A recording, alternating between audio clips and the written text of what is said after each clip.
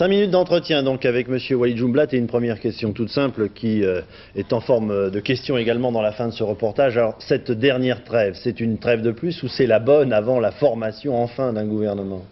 J'espère que ce sera la bonne, si ce gouvernement peut aboutir à une vraie trêve, puis après à reconstruire un Liban, pourquoi pas? Jacques Abouchard. Ce gouvernement d'union nationale, est-ce que vous accepterez, vous, Monsieur Jumblat, d'y participer, d'en être membre?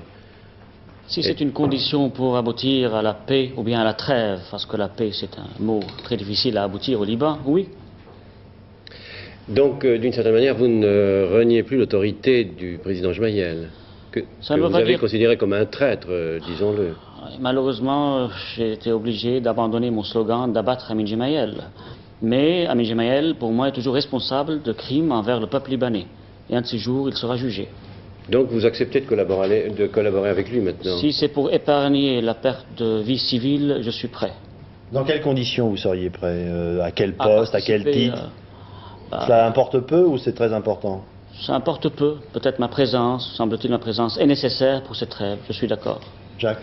Alors, ces réformes que vous demandez, où en sont-elles aujourd'hui, après Lausanne précisément? Elles sont tombées à l'eau à Lausanne. Alors le futur gouvernement est censé parler de ces fameuses réformes. Il est temps d'aboutir à des réformes au Liban pour avoir un Liban moderne. Sinon ce sera un Liban archaïque, féodal, confessionnel, tout ce qu'on veut.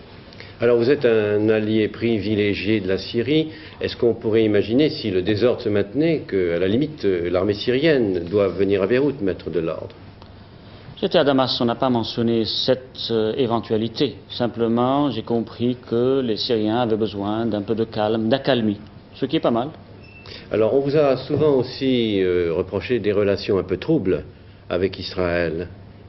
J'ai jamais eu de relation avec Israël. J'ai eu des relations avec les Druzes d'Israël, quand les Druzes d'Israël venaient au Mont-Liban, pas plus. Mais quand les Israéliens occupaient votre région, on disait que vous vous entendiez plutôt bien avec eux. Il fallait choisir, on avait à combattre le phalangiste et l'Israélien. Enfin, il y avait deux occupants, on a combattu le phalangiste. Et il fallait faire une trêve avec l'Israélien, je l'admets. Qu'est-ce que vous allez demander au président Mitterrand cet après-midi? Il y a un point précis, c'est le Sud. Nous sommes pour la libération du Sud et garantir à Israël ses frontières nord. Alors là, la FINUL joue un rôle très important. La FINUL, c'est-à-dire les forces des Nations Unies, dans lesquelles il y a un important contingent français. Très juste. Qu'est-ce que vous attendez de la France, précisément? Nous aider, dans le cadre des Nations Unies, pour récupérer le Sud. Parce que s'il n'y a pas un Sud libre, il n'y aura pas un Liban. Pourquoi pourrait-elle plus vous aider de cette manière-là que du temps où il y avait une force multinationale au Liban? Disons que l'approche de la multinationale n'était pas très positive. Maintenant, il y a une nouvelle esquisse, une nouvelle politique française beaucoup plus positive et intéressante. Dernière question, Monsieur Jumblat. Ce n'est pas la première fois que vous venez ici. Vous apparaissez dans vos interventions de plus en plus désabusé sur la situation dans votre pays. C'est exact? Après tant de sacrifices, tant de morts, aboutir à rien, c'est dommage. Et aboutir à un Liban de papa archaïque, confessionnel, c'est vraiment dommage. C'est pour ça que je suis désabusé. Et vous croyez aujourd'hui qu'une chance supplémentaire se présente ou non?